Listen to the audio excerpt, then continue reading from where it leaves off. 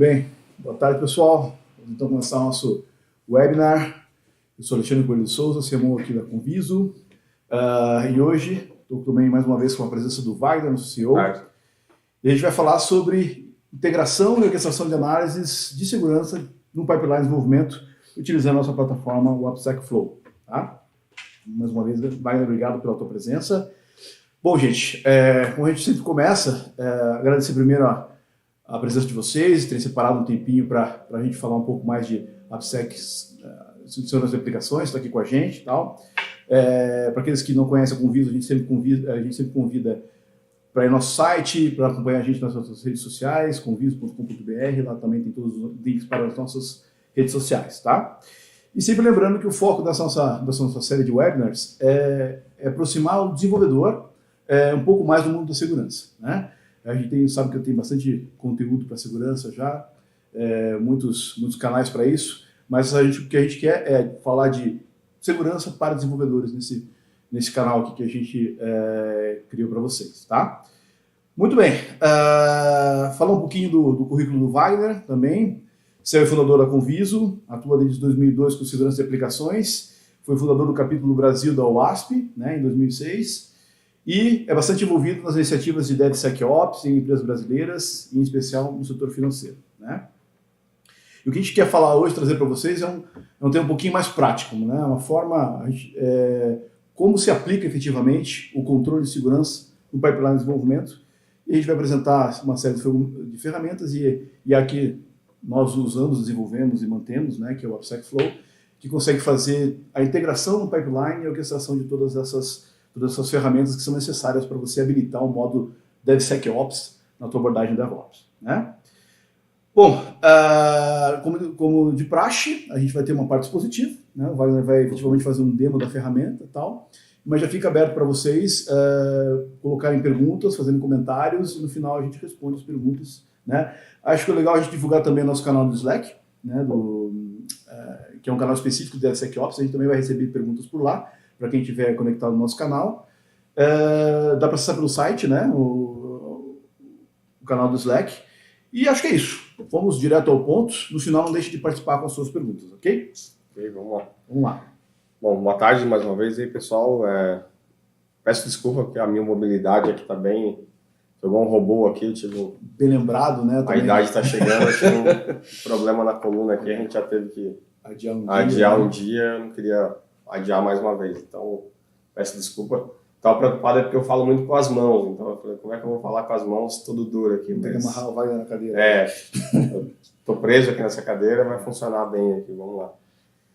Antes de a gente partir para a apresentação do Flow, acho que é importante a gente contextualizar um pouquinho do que a gente vai falar aqui hoje. O Alexandre deu uma introdução. A gente vai falar um pouquinho de Continuous Application Security, mas a gente passa literalmente a ter uma visibilidade muito clara de todo o ciclo de desenvolvimento. Então, desde a definição de requisitos, realização das análises e principalmente o acompanhamento dos deploys. Porque uma das dificuldades que a área de segurança tem é exatamente essa interação com o time de desenvolvimento. Então, eles estão lá escrevendo código, estão fazendo deploys, e geralmente depende de alguém solicitar alguma análise mais aprofundada. Aqui com o Flow a gente tem uma abordagem que a gente integra isso com o servidor de integração contínua e consegue acompanhar os deploys. A gente não está falando de integração de ferramenta de SAST, que a gente também faz, a gente está falando literalmente de acompanhar os deploys mesmo. Tá? Então a plataforma possibilita que a gente veja isso de maneira bastante transparente, independente da quantidade de deploys que o processo venha a ter. Mesmo para deploys, vários deploys por dia, 10, 15, 20 deploys por dia, a gente consegue manter esse ritmo de... Exato. Surge muito essa dúvida, né? Será que se o meu processo de deploy é tão intenso, dá para acompanhar com análise de segurança cada deploy? Isso aí. A gente consegue não só acompanhar, como a gente pode, inclusive, configurar a plataforma para trabalhar de maneira assíncrona ou síncrona. Quero dizer com isso, de maneira assíncrona, os deploys vão sendo feitos e você tem todo o controle aqui de qual deploy já foi revisado, o que está sendo revisado, o que falta revisar, exatamente para que você consiga fazer uma abordagem, principalmente quem ainda não tem muita maturidade, de não parar o desenvolvimento, porque não adianta você querer implementar a segurança parando o desenvolvimento no primeiro momento você vai ter problema. E aí depois que você tiver maturidade, você conseguir ter um fluxo adequado, não vire gargalo no processo de desenvolvimento, aí você pode habilitar uma abordagem síncrona. O que a gente quer dizer com isso? Você configura uma política e fala, olha, se não tiver a aprovação de um time, o deploy não vai ser feito. Se tiver vulnerabilidades críticas de acordo com a política que você configura, esse deploy também não vai para produção. Então você consegue fazer as duas abordagens. Eu tenho só uma apresentação rápida aqui para a gente dar um contexto um pouco melhor do porquê dessa abordagem. E aí depois a gente parte aqui para a demonstração da plataforma. O Alexandre falou das perguntas, que elas podem ser feitas e no final a gente responde, mas fiquem à vontade, podem ir fazendo pergunta que o Alexandre está acompanhando aqui e a gente, de repente, a gente vai esclarecendo aqui na apresentação mesmo. Então, o que a gente pretende com a AppSec Flow e com a abordagem de Continuous Application Security é ter visibilidade de todo o framework de desenvolvimento seguro. Então, a gente usa como base aqui uma referência o ASP OpenSUN. Então, as 4 práticas do ASP OpenSUN, que é a parte de governance, de construction, de verification e operation, a gente consegue acompanhar isso tudo dentro da plataforma. E por que usar como base um framework desse? Porque ele possibilita que a gente tenha uma evolução, então, se a gente tem uma abordagem de melhoria contínua, porque ele tem 3 níveis de maturidade, então eu começo fazendo algumas práticas, defino um plano e eu vou seguindo esse plano para tentar aumentar o meu nível de maturidade, até chegar eventualmente no nível 3 em alguma das práticas. Tá? Por favor. E aí, o porquê que é importante a gente ter uma abordagem de Continuous Application Security?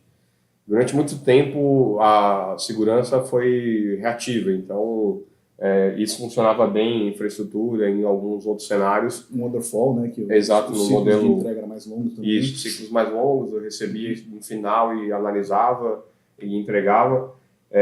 No modelo ágil isso fica inviável, então a gente tem que ter uma abordagem muito mais efetiva e junto com o desenvolvimento, não pode ser mais uma equipe que atua depois do desenvolvimento. Então a gente o pessoal tem chamado essa abordagem de shift left, né? Que é trazer as análises para o quanto antes no ciclo. Então, se a gente pegar aqui um exemplo desse gráfico, ele mostra o custo de lidar com um bug, né, com uma vulnerabilidade ao longo do ciclo de desenvolvimento. Então, quanto antes a gente conseguir fazer isso, melhor a nossa abordagem. Então, o que a gente vai conseguir ter quando a gente tem uma abordagem madura de Continuous Application Security é um modelo onde eu tenho um saving, ou seja, um retorno sobre o investimento que eu faço. Porque muita gente acha que está tendo resultado encontrando vulnerabilidades na fase de teste. E encontrar essas vulnerabilidades na fase de teste é caro, porque eu vou ter todo o meu desenvolvimento, depois eu tenho um processo de teste que vai identificar vulnerabilidades e isso vai ter que voltar para a correção. Esse custo de correção das vulnerabilidades que são identificadas, ele é alto. Então, o que a gente busca como abordagem de shift left, no caso, é que a gente construa primeiro o código com melhor qualidade, então a incidência de vulnerabilidades diminuem, e mesmo as vulnerabilidades que são identificadas, elas são identificadas ali na fase de código, então, ou seja, o custo para correção dessa vulnerabilidade é muito menor. E a gente vê nitidamente, quando a gente tem esse tipo de abordagem, que os times eles vão ganhando maturidade. Então, se eu estou revisando o código, se eu estou passando feedback para ele a cada ciclo, a cada sprint, por exemplo, consequentemente, ele vai aprendendo ao longo do tempo e escrevendo aplicações mais seguras. Tá? Pior cenário ainda é que ainda conta com o pentest como principal teste de segurança, né? Porque daí, às vezes, descobre o erro só em produção. E aí esse erro custa ainda mais caro para ser corrigido, sem falar da exposição ao risco, né? Sem colocar nessa exposição ao risco. Eu vejo algumas abordagens, o mercado segue alguns ciclos, né? Primeiro era a abordagem só pentest, e aí, de repente, o pessoal encontrou as ferramentas de SAST, agora todo mundo, não, eu faço SAST, não preciso de pentest. E existe um equívoco nisso, porque cada uma dessas análises devem ser feitas em determinado momento do ciclo de desenvolvimento. Então, o pentest é super importante, assim como a análise estática, mas elas são complementares, não excludentes. Porque o pentest pega erros da aplicação no ambiente, né? O que a análise estática não faz, porque a análise estática está só o código. É isso aí. Né? Então, e por outro lado, a análise estática eu consigo fazer durante o desenvolvimento. E o pentest eu tenho que ter uma aplicação pronta para fazer isso. Descubro a vulnerabilidade antes dela se tornar, ser habilitada para o meu usuário. Né? Exatamente. Antes de liberar para o usuário, eu já sei que existe uma vulnerabilidade e trato ela. E tem uma coisa super importante nisso, que é, quando eu falo de revisão de código, análise estática, eu consigo fazer uma análise diferencial, né? Então, se você alterou 100 linhas de código, eu consigo fazer análise a partir dessas 100 linhas de código. Já o pentest, eu não consigo fazer isso. Código incremental, né? À medida Exatamente. que eu recebo código novo, eu vou validando, né? Isso. Já o pentest, eu tenho que fazer uma análise completa da aplicação, não consigo fazer essa análise incremental. Tem gente que fala, não, mas eu consigo porque o cara entregou uma feature, eu vou lá e testo aquela feature para ver se ela está segura ou não. Você consegue fazer isso, obviamente, porém você não sabe se a alteração que foi feita naquela feature comprometeu outros pontos da aplicação. Por isso que pentest é sempre o bloco todo, não tem como você fazer o diferencial. Então, com a abordagem de Continuous Application Security, você vai ter um saving, porque o seu custo para lidar com as vulnerabilidades vai ser muito menor. No fundo, é a tal da redução do débito técnico, né? Exato. Ou seja, eu vou reduzir o débito técnico na minha aplicação gradativamente. Né? Uma coisa que a gente pega muito em várias empresas existe um mito que assim, mas eu tenho muitos deploys. Todos os dias, muita gente escreve código, o volume é grande, e o que a gente mostra aqui, na experiência com vários clientes, é que quanto mais deploys, mais rápido ele me entregar código para revisar, melhor é para implementar a segurança. É o oposto do que o pessoal acha.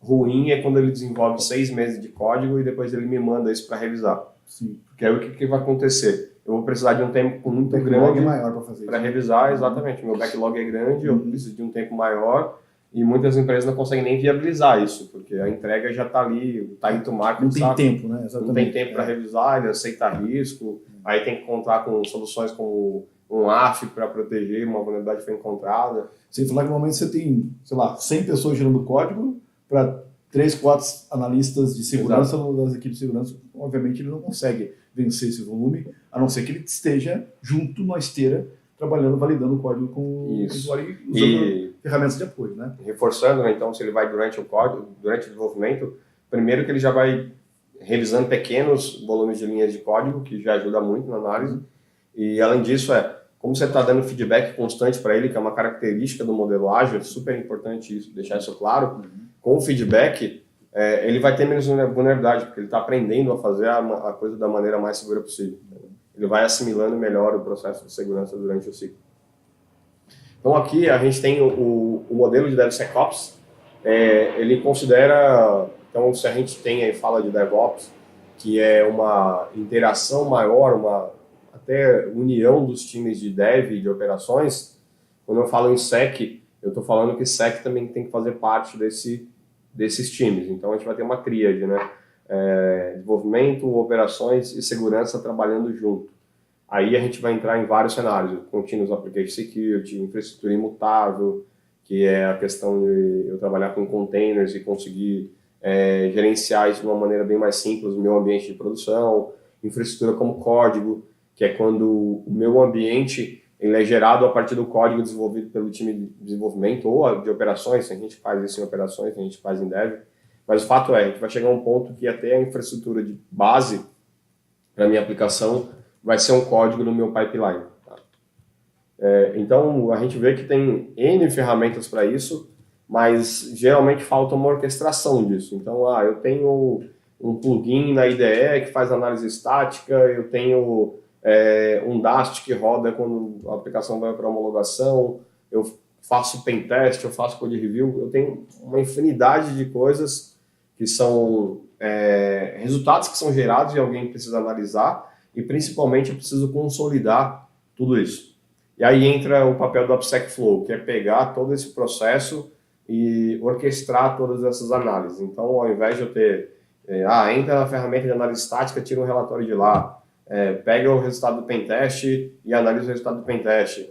Muita gente cria uma planilha para ficar gerenciando isso. Mas isso é só eu até reforço que geralmente todo mundo vê a parte de gestão de vulnerabilidade. Porque a parte de gestão de vulnerabilidade é a parte mais simples do processo. A gente tem tudo aqui, tem workflow, o ciclo da vulnerabilidade, você consegue acompanhar tudo, mas esse não é o principal recurso da plataforma. O principal recurso da plataforma é conseguir acompanhar os deploys e o ciclo todo. Tá?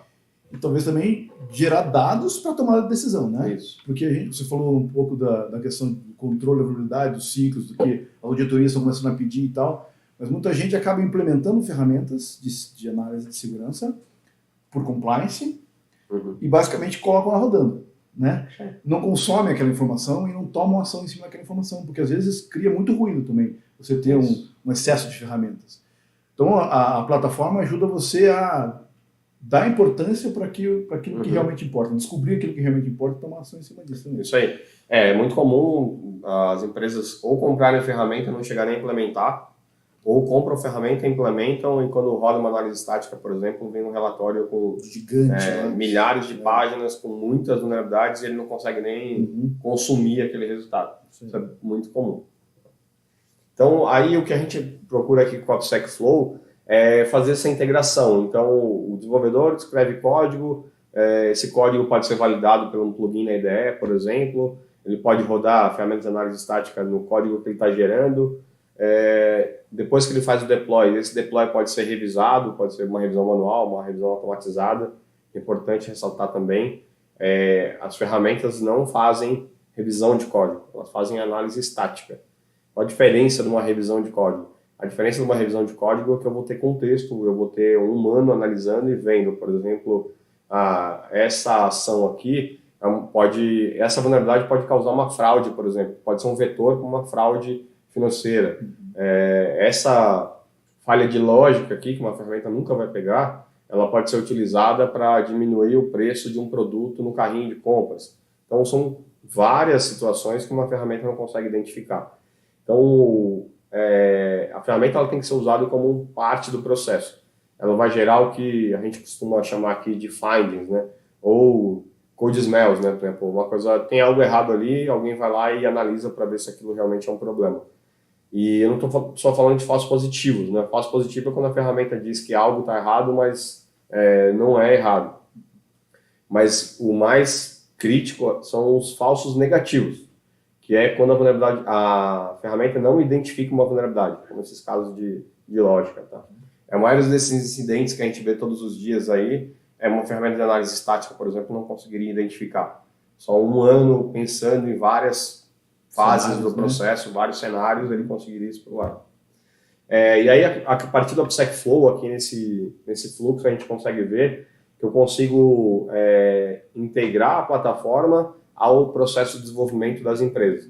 Então, eu recebo os deploys que são feitos, consigo ver a diferença do código que foi alterado, e depois então, se eu recebo informações do processo de desenvolvimento da empresa, eu também consigo entregar, a partir do Flow, resultados na plataforma deles. Então, eu uso um Jira, eu uso um GitHub para gerenciar as minhas demandas. Eu consigo, a partir daqui, pegar essa vulnerabilidade toda e mandar para a plataforma deles para verificar isso, entendeu?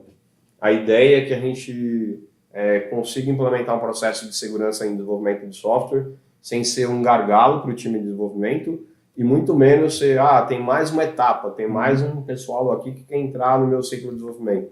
Não, a gente tem que fazer parte do ciclo dele. Ferramentas que eles já usam no ciclo do dia a dia dele. Existem cenários que o dev nem chega a ver a plataforma aqui, ele vai direto na plataforma dele lá e faz o feedback dele e ele nem tem acesso a essa plataforma, o AppSec Flow. O AppSec Flow é usado pelos gestores, por a liderança dos projetos para conseguir consome a interface do Flow, mas consome o conteúdo. Exatamente, as análises, os resultados gerados a partir do Flow. Então, vamos agora fazer uma demonstração básica aqui. Estão conseguindo ver a tela do AppSec Flow aqui? Ok? Então, nós temos aqui uma plataforma, aqui a gente está na tela principal dele, na home, que a gente consegue ter uma visão de tudo que está acontecendo. O que eu falo de ter uma visão de tudo que está acontecendo? Eu consigo saber quando foi a última vez que um deploy foi feito e que a plataforma recebeu essa informação. Então, aqui eu tenho um exemplo, 69 dias sem receber um deploy em um determinado projeto. Então, isso aqui pode me dar um indicador do tipo, esse projeto está desenvolvendo pouco, ou tem alguma falha na integração, eu consigo verificar isso. Eu consigo também gerenciar análises que foram solicitadas. Tá tendo problema na academia aqui, né, gente?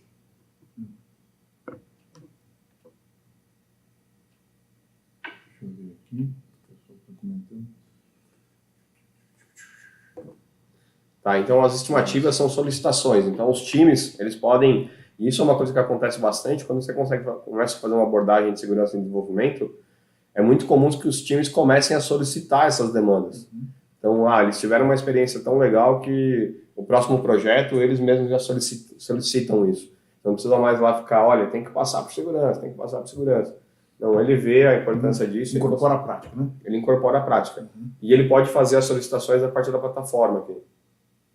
Então, eu consigo também ver os retestes que foram solicitados. Então, aquele processo, eu fiz um pen test, por exemplo, o time de desenvolvimento corrigiu as vulnerabilidades, ele pode solicitar para a gente fazer um reteste, tá? Para a gente ou para o time gestor, né? A plataforma ela pode ser utilizada ou com o serviço contratado com a gente, ou vocês podem contratar a plataforma para usar nos times de vocês, tá?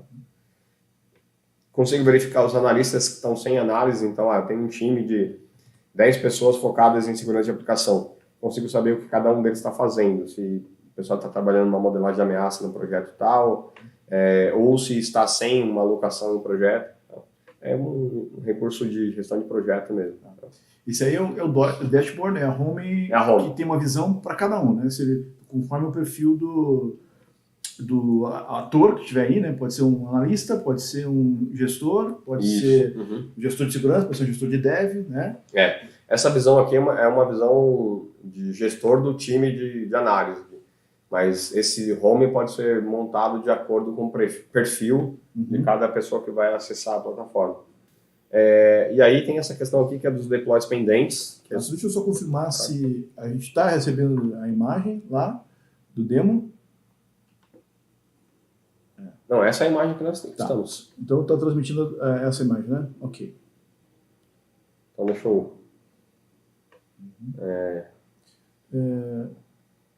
Se não...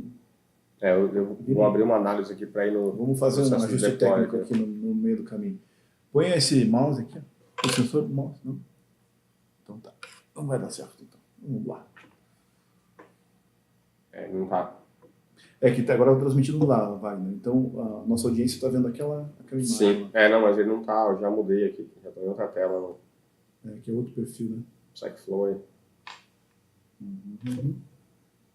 Assim, a gente testou várias vezes, né? Chega na hora Veja Vini se voltou lá. Ele volta e daqui a pouco ele pede o sinal de novo. Bom, então vamos lá. Deixa eu ir aqui na tela de... tem um deploy pendente aqui. Eu consigo entrar aqui e ver esses deploys. Ele já não foi. Ele só chaveia a primeira imagem e depois ele não transmite. Ele foi. Deu um lagzinho, mas foi. Então essa tela aqui é a tela de um acompanhamento de um processo de revisão de código contínuo de um projeto. Então eu tenho um projeto lá 001, que é um projeto a construção da nova plataforma de pagamentos. E aí a partir dessa tela aqui eu consigo ter a visão dos deploys. Deixa eu abrir eles aqui. Então, percebam que eu comentei com vocês aqui, eu tenho uma visão, nesse caso aqui, eu tenho um deploy pendente só, e uma visão assíncrona, tá? Então, eu tenho uma lista de deploys, e eu consigo saber o que já foi revisado, o que está pendente, e eu posso dizer, olha, comecei a revisar esse aqui está em revisão, e já vai alterar ali. Bom, então aqui já é a tela a gente colocou um outro usuário aqui que o meu computador estava dando problema na transmissão do... deixa eu só selecionar a empresa.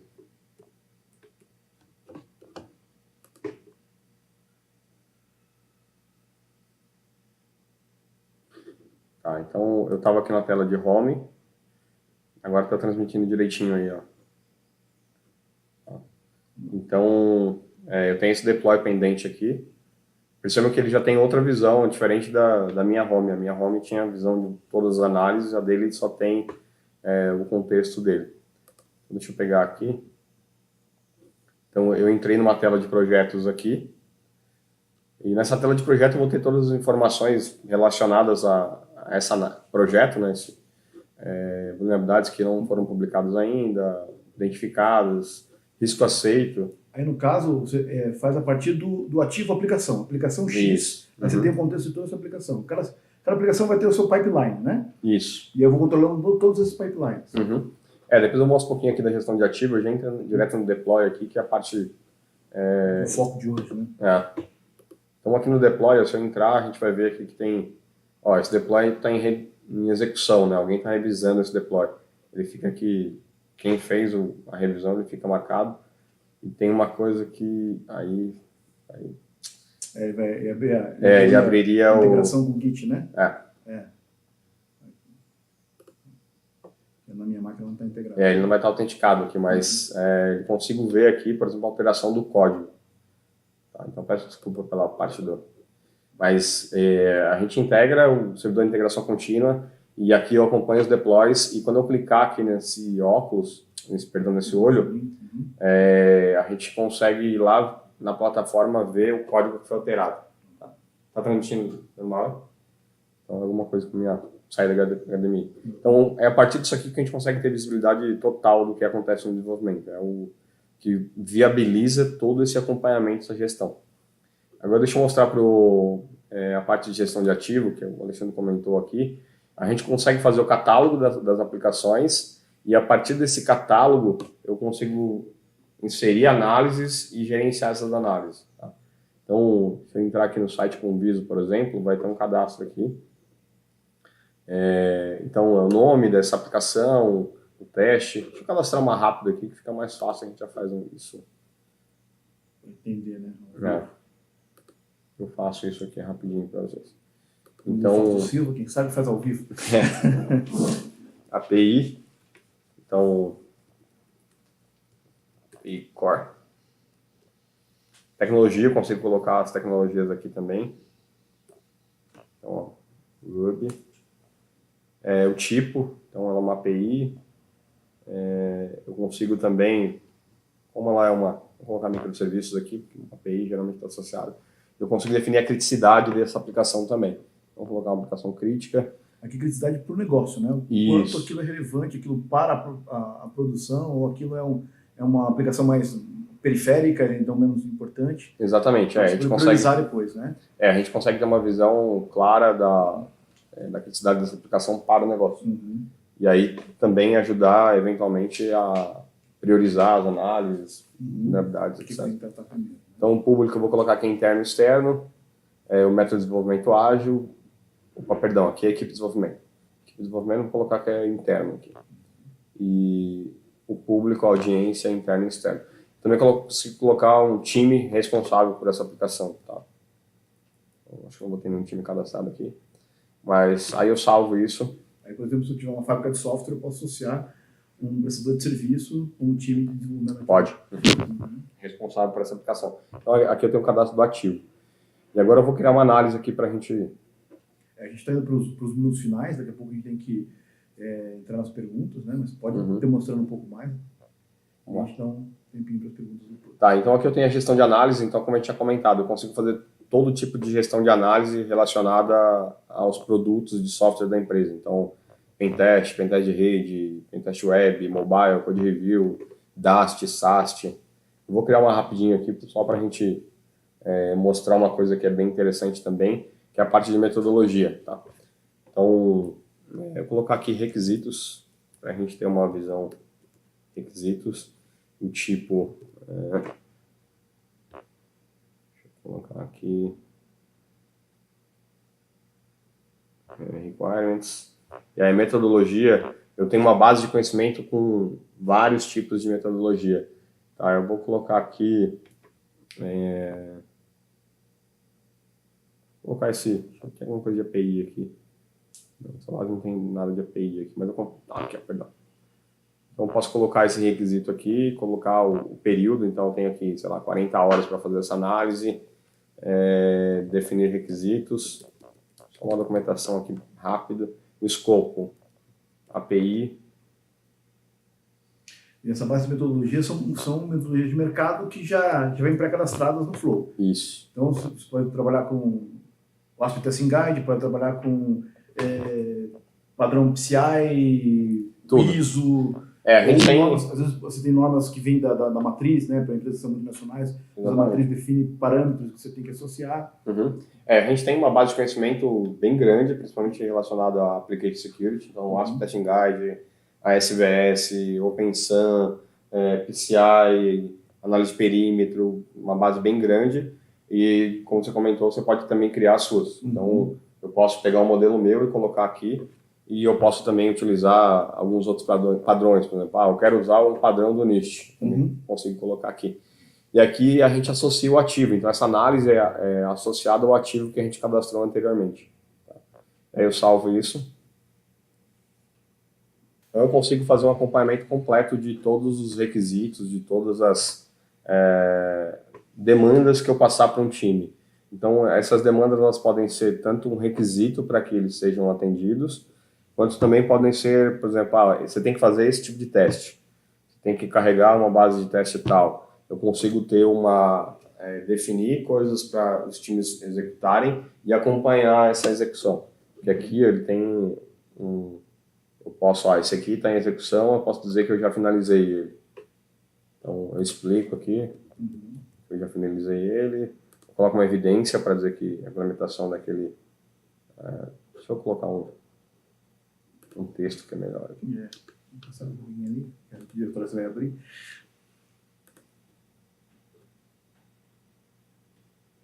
Aqueles que eu estou pedindo. Sem ele está pegando só. Ele sem evidência ele não deixa gravar, né? Não deixa gravar, eu não vou ter uma imagem aqui.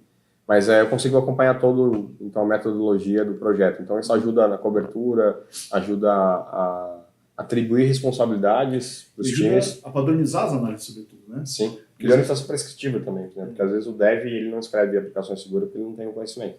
Então se eu conseguir passar os requisitos para ele consegue seguir esses requisitos e ter e para análise como Networking Pentest, Web Pentest, Mobile Pentest, você consegue controlar os seus fornecedores, porque é muito comum também você ter mais de um fornecedor de Pentest justamente para conseguir visões diferentes, né? Abordagens diferentes. Só que o que garante que todo mundo está testando as mesmas coisas, está seguindo as mesmas práticas. Então aqui você padroniza o que a tua equipe interna faz, ou o que os teus terceirizados, os teus consultores terceirizados fazem também. Sim. Toda essa parte, eu posso inclusive o ASP SVS, que é um conjunto de requisitos para aplicação, eu posso passar para o time para ele seguir e aplicar aqueles controles. E aí se a gente voltar aqui, na parte de gestão de ativos, a gente vai ver que já tem uma análise associada à API aqui, que é exatamente aquela análise que a gente criou. Então eu consigo gerenciar tudo. Aí tem naquela parte de gestão de vulnerabilidade, ele tem uma gestão de vulnerabilidade completa, com workflow, com todo... critério de criticidade. Você pode também editar, né? Ou seja, você pode estabelecer outros critérios que definem o que é crítico, o que é médio, conforme o risco da aplicação, conforme a incidência de uma vulnerabilidade para o teu negócio, o risco de uma vulnerabilidade para o teu negócio em específico, né? Pode sim. Eu posso mandar essa vulnerabilidade, por exemplo, a integração. Eu posso mandar essa vulnerabilidade para o GitHub, para o Jira. Então, meu time usa o GitHub para gerenciar o desenvolvimento dele, usa o Jira. A partir daqui, eu mando para lá, toda a integração funciona. E aí eu inicio o workflow, né? Eu acho legal mostrar aquela tela de histórico, né? Onde tem todos os eventos cadastrados também, que é justamente o ciclo. Essa também acabou sendo... eu tenho um timeline aqui, mas deixa eu pegar uma análise que fica mais fácil. Já está a demonstração que a gente está terminando, mas eu já consigo pegar uma coisa. Deixa eu pegar aqui. Então, se eu pegar aqui o histórico, ele vai me dar toda a timeline. Aqui já tem uma dupla. Eventos, né? Então, o projeto foi iniciado ontem, hoje encontraram uma vulnerabilidade, e amanhã ele foi colocado como em correção, porque tem vulnerabilidade para corrigir. Para quem foi designado. Então, você acompanha todo o histórico do projeto aqui. Então, uma auditoria, um acompanhamento de gestor é super importante. E aí, outra coisa legal é essa parte aqui do Security Champions, que possibilita que os times conversem com os responsáveis pela segurança da aplicação. Então, se é um time interno, se é um terceiro. Aí tem o processo de aprendizado.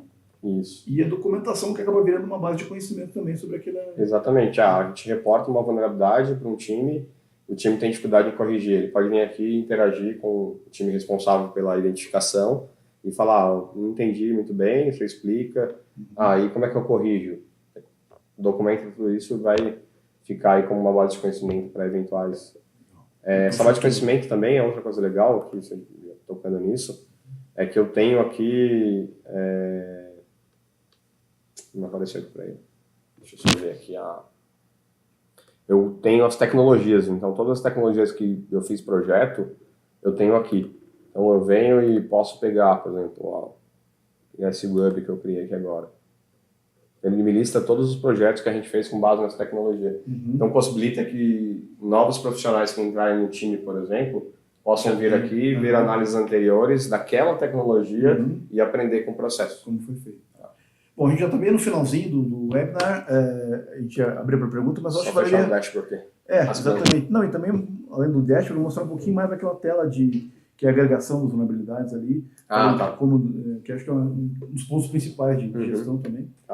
A gente tem um dashboard, aí você consegue definir indicadores todos, até porque o tempo aqui, a gente perdeu um tempinho aí com problemas técnicos, então ainda tenho crédito aí.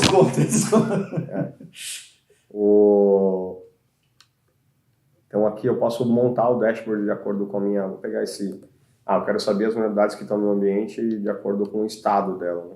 Porque toda vulnerabilidade tem um ciclo de vida, um estado.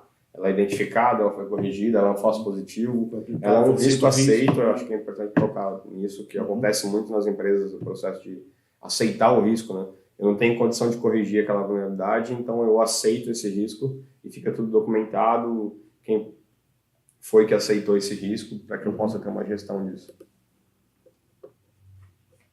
Então aqui eu consigo ver vulnerabilidades ao longo do tempo. O dashboard é extremamente parametrizável e eu consigo acompanhar todos os indicadores relacionados aos meus ativos, análises, vulnerabilidades, etc. E aí começa o processo de tomada de decisão, né? Eu vou ver, por exemplo, se eu tenho um time que tem um gap maior em uma tecnologia ou um tipo de vulnerabilidade, eu posso atuar, já dar um treinamento, isso aí, reforçar o guide. Eu consigo ver tendências, por exemplo, eu comecei um trabalho de análise de aplicação, estava diminuindo o número de vulnerabilidades, daqui a pouco no projeto aumentou. Posso ter uma visão mais crítica e identificar a causa disso. Né? É uma tecnologia nova que foi adotada e que é muito vulnerável, ou é alguém novo no time que não foi treinado, então a gente pode treinar esse time também. Tá? Então a gente consegue acompanhar todo o ciclo de vida daquele projeto. Né? Então só para a gente fechar aqui, mostrar um pouquinho mais sobre o ciclo da vulnerabilidade aqui. Tá? Então eu tenho aqui todas as vulnerabilidades, elas estão agrupadas por criticidade e estado, então identificada, guardando validação. Então quando eu entrar aqui, botei a lista de vulnerabilidade, e se eu entrar na vulnerabilidade em si, deixa eu pegar um histórico aqui, eu também consigo ter aquele histórico. Então quem foi que identificou, aguardando uma validação, ou seja, alguém corrigiu e pediu uma validação dessa correção. Tá? Mesmo cenário aqui do Security Champion. Então, a outra coisa legal, acessos. Né? Às vezes eu estou lidando com um fornecedor e eu não quero passar a análise inteira do meu projeto para esse fornecedor, eu quero mudar só uma vulnerabilidade. Então, eu posso vir aqui e falar para ele que, olha, você vai ter acesso somente a essa vulnerabilidade. Aí ele não tem acesso a relatório, a dashboard. Ele não vê toda a figura total, né? Ele só vê aquilo que compete a ele corrigir. Exatamente. Ele vai receber um e-mail falando, olha, tem uma vulnerabilidade para você corrigir. Ele vai clicar nesse link, ele vai fazer um cadastro aqui do usuário dele e ele já vai cair direto nessa vulnerabilidade para ele não só lidar com a correção, mas também falar, já corrigi. Para que o outro time possa validar se a correção que ele fez é efetiva. Legal, então? Vamos dar uma olhadinha nas nossas perguntas aqui, que nosso tempo já está estourando. Se você tem mais um ponto que você acha importante... Eu acho que eu tentei passar uma visão geral da plataforma. Tem coisa bastante, né, ainda para mostrar. A gente quer fazer outros webinars para falar talvez de atividades mais específicas, talvez seguindo um fluxo até de testes, né, como que os eventos de controle de segurança vão sendo associados ao estágio do pipeline, né, o estado do pipeline. Mas agora foi uma visão geral. Então vamos ver o que a gente tem aqui de perguntas já. Então, a primeira pergunta lá. Como que a ferramenta, a plataforma AppSec Flow ajudaria ou aceleraria a implementação de um modelo DevOps nas organizações? Como é que ela entra e que efeito que ela gera para gerar essa aceleração da adoção de... Perfeito. A primeira coisa que a gente vai fazer nesse modelo se eu estou falando de DevOps, eu estou falando de um pipeline, uma esteira de desenvolvimento que tem integração contínua, deploy contínuo. Então, eu vou lá, integro o Flow a essa esteira de desenvolvimento e a partir desse momento eu consigo ter visibilidade de todos os deploys que são feitos. Não só ter visibilidade, mas também gerenciar as revisões desse deploy. Então, essa integração a gente já pode chamar que a gente começa a ter um modelo de DevSecOps. Por que começa? Porque, obviamente, o DevSecOps não é só colocar uma integração com um servidor de integração contínua. Né? É um caminho. E a gente está falando muito de interação entre os times. Então, a aceleração do processo de DevSecOps vai acontecer a partir do momento que o time de desenvolvimento consegue ter uma interação fácil com o time de segurança, o time de segurança consegue passar requisitos para o time de desenvolvimento. Então, tudo isso é DevSecOps, né? Porque DevOps é uma cultura, não é automação. Eu vejo muita gente falando só de automação. E automação é uma condição para que você consiga ser ágil. Ponto. Não tem nada a ver com DevOps ou DevSecOps. Então, acelera esse processo de DevSecOps toda essa integração entre os times que acontece a partir da plataforma. Comunicação, definição de requisitos claros para todo o time e o acompanhamento da esteira. Se eu não tenho acompanhamento da esteira, eu não consigo ter DevSecOps. Só tentando complementar, assim, uma coisa que você falou da cultura, né? Então, e cultura se constrói, você não liga a chave, desliga a cultura, né? Mas para se criar essa cultura, você tem uma base de documentação muito rica. Base de conhecimento. Codificação, guia de codificação segura, os parâmetros para os requisitos, modelagem de ameaça e tal. O Flow já traz quando você coloca o Flow na esteira, ele já traz muito desse fundamento, digamos assim, que você precisa ter. Sem dúvida. Depois tem que adaptar para a realidade da empresa. Mas... É o que a gente chama de orientação prescritiva, né? A gente consegue acelerar muito o processo de adoção e a curva de aprendizado fica muito pequena para os times, porque ele tem uma base de conhecimento bem grande. Legal. E ele pode consultar, né? Aquela história, pode consultar histórico de outras discussões que houveram. Hoje, por exemplo, falando de Dev, a gente aprende muito com Cora, Stack Overflow. Pensa que a gente consegue ter esse modelo dentro da empresa, com contexto e sob segurança. Controle, né? Tudo a partir da plataforma. Legal. Bom, com tantas análises sendo desenvolvidas e com uma equipe tão grande, como se garante a qualidade dos testes? A gente consegue garantir a qualidade a partir da definição clara de requisitos. Então, vai fazer uma revisão de código, eu quero que siga esses passos, eu quero que valide esses contextos. Também o alinhamento do escopo. Então, uma das coisas que a gente tem ali, quando a gente começa uma análise, o escopo ele é validado entre as partes. Então, o escopo da análise, eu vou revisar tal coisa da sua aplicação, tá de acordo, então ele dá um ok nisso, e a partir desse momento você consegue seguir metodologias para... Há um buy-in, né? Há um comprometimento com segurança, e acho que tem muito esse negócio de despertar a responsabilidade do desenvolvedor com segurança, porque eu acho que hoje ele está um pouco ali o processo e pensa que segurança é uma obrigação dos times de segurança. E principalmente terceiriza isso, né? Eu desenvolvo e você... Eu fiz as funcionalidades, né? A minha parte é construir o código. E eu acho que muito da cultura DevOps está nessa coisa de que cada ator do processo de desenvolvimento de software tem a sua parcela de responsabilidade com segurança. Isso, exato. A segurança de aplicação ela só vai acontecer a partir da interação entre todos os times, é uma responsabilidade compartilhada. E aí a história da cobertura é legal porque se você colocar 10 profissionais, 10 pentesters, por exemplo, profissionais especializados em teste de invasão, cada um deles vai ter um roteiro, cada um deles vai testar uma coisa e você pode esquecer de uma coisa, o outro pode esquecer de outra coisa. Então, o que a gente consegue fazer, tenta moderar com a metodologia é exatamente essa. Ok, você tem o seu skill, você tem as ferramentas que você usa, mas você tem que seguir pelo menos esse roteiro aqui. Uma cobertura mínima, né? Porque acontece muito é quando você tem diferentes fornecedores, cada um dá um nível de cobertura diferente para a aplicação, para o teste, né? E assim você unifica isso e tem uma garantia de que o mínimo foi testado, o mínimo que você precisa testar foi testado. E a consolidação de tudo isso também, né? Porque eu recebo vulnerabilidades de N fornecedores, N ferramentas, e se eu não tenho uma plataforma de consolidação disso, isso vira e-mail para lá para cá, uma planilha para lá e para cá, alguém tem que pegar o resultado de um projeto e colocar na planilha. Beleza. E como é possível acompanhar o andamento do que está sendo feito pelos analistas enquanto eles estão executando as análises? Assim como eu consigo definir a metodologia, eu consigo também entrar na análise lá e ver o que ele está executando agora, porque ele tem 3 estados lá. Na verdade, não se aplica em execução ou finalizado. Então, se eu entrar numa análise, eu consigo ver claramente o que o analista está fazendo naquele momento. Ok, aí eu consigo até administrar meus prazos, meus cronogramas de teste. Exato.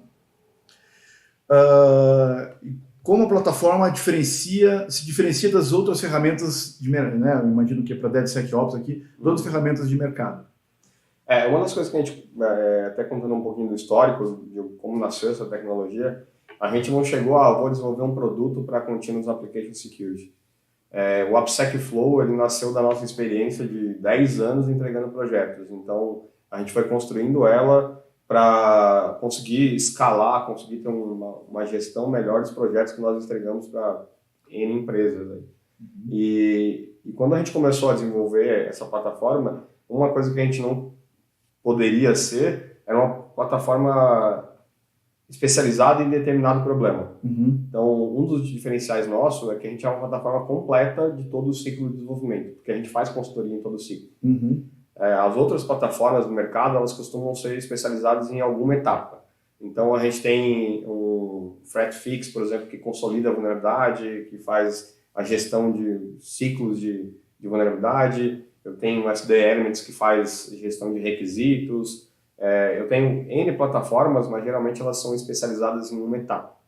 Acho que o nosso principal diferencial é cuidar de todo o ciclo, conseguir organizar todo esse ciclo. O lance da orquestração, né? Porque isso, orquestrar o processo todo. O mundo DevOps, antes de falar do DevSecOps, o DevOps é um mundo de muitas ferramentas, já, né? Isso. E às vezes, conforme o tipo de tecnologia, e hoje com o modelo de squads e tal, tem muita liberdade para você adotar tecnologias, então às vezes é difícil você ter uma ferramenta, mas uma boa ferramenta, por exemplo, para análise estática em Python.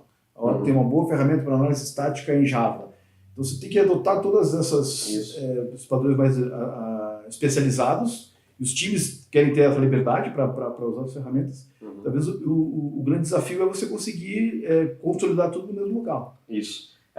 Como ela foi feita para ser um framework que se integra ao ambiente do cliente. Então, como você comentou, eu tenho um Fortify para fazer uma análise estática, eu tenho um checkmarks, eu tenho, não importa o sabor, a gente integra aqui e faz a gestão disso de uma maneira bastante transparente. Eu tenho uma ferramenta de análise de gestão de dependência, de licença de código, as SCAs, né? Eu consigo integrar também. E até ferramentas open source também. Tem gente que até por Sonar, tem N ferramentas. Por preferência, por cultura também tem preferência pelos open source. Então você tem que às vezes é mais difícil de trabalhar as interfaces, de colher dados, né?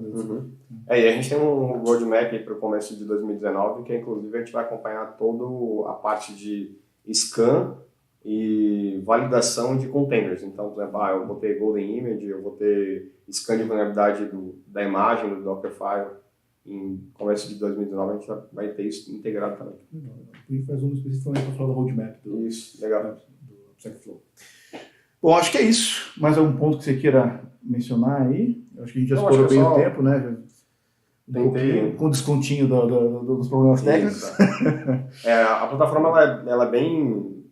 como ela cobre todo o ciclo, ela tem muita funcionalidade. Então, a ideia, como o Alexandre comentou no início, esse é o primeiro webinar e a gente pretende ter outros. De repente, aqui tratando um problema específico. Eu tenho tal dificuldade aqui na empresa... Como que eu resolvo isso? Então, aguardem os próximos webinários. Isso. E também, se você interessou, acho que é importante, que encaixa no teu modelo, lá no site também tem uma opção para você agendar uma demo, né? Pode falar com nossos especialistas, a gente faz uma demonstração mais face-to-face, né? One-to-one, assim, com quem tiver uma demanda mais específica, tá? Nossa ideia é realmente divulgar o máximo possível. Então, pessoal, estamos encerrando por hoje. Agradecer a presença aqui do Wagner. Agradecer a audiência de vocês, tá? Convido mais uma vez, mais informações no nosso site, acompanhe a gente nas redes sociais, LinkedIn, Facebook, Instagram. Tem o nosso blog, é um blog mais técnico no Medium, que é o Code Fighters. O nosso blog do site é um blog mais para gestores, com matérias mais ligadas a estatísticas do mercado, né? Números, práticas, boas práticas. Tem o Slack. No Slack temos a comunidade DevSecOps que a gente está fomentando aí. É isso aí. A gente não cria, né? A comunidade existe, a gente está fomentando essa discussão. Mais um canal, né? Para a comunidade se encontrar e trocar experiências. Até para a gente acabar com a assimetria de informação, né? A gente acaba vendo que os players de determinada ferramenta acabam conduzindo as discussões sobre o tema DevSecOps. Então acaba ficando uma visão muito focada na plataforma dele. O que a gente quer fazer com essa comunidade no Slack é que a gente discuta qualquer tipo de plataforma e principalmente as experiências, porque cada um de vocês tem uma experiência diferente. Bem agnóstica. Exatamente, uma plataforma aberta e agnóstica. Isso aí.